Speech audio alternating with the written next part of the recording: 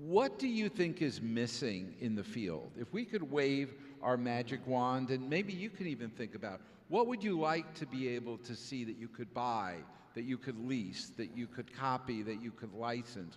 What do you think that's missing? Well, I have a list of all the things that I think are missing. It's hard to pick one, but I'll tell you one of the areas that I think is difficult is a place, and we talked about this a little bit on the first day, is a place that I can bring together lots of learning experiences from a variety of different areas and manage them effectively. And so when you say that, you're like, wait, that sounds like an LMS, but that's not what I'm talking about. I'm talking about learning that happens, some that is created by a professional, design company, maybe some TED Talks, maybe some learning that is created by my team. There are not great tools to curate learning into a playlist, I think is the word I'm going. I want learning playlists.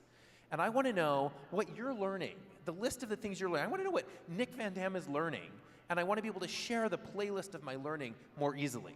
Yep. That'd be a great thing to have. You had another one? I have so many, but I'll give one more. One I think is interesting is we've been doing a lot of work around nudging. There's a whole technology called nudge technology. And I'll give you an example of how it works. There are areas that have had trouble with power consumption, right? Areas particularly where there isn't enough power, or water usage is another one.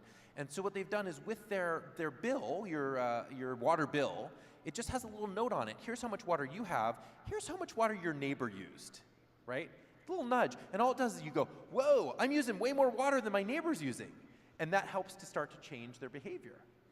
Be interesting to think about what nudge technology would look like in learning. Mm-hmm. We tried this in Rhode Island, when I was in Rhode Island, with school attendance for parents. We'd say, hey, just so you know, with your report card, here's how your kid's attendance lines up with your neighbor's attendance.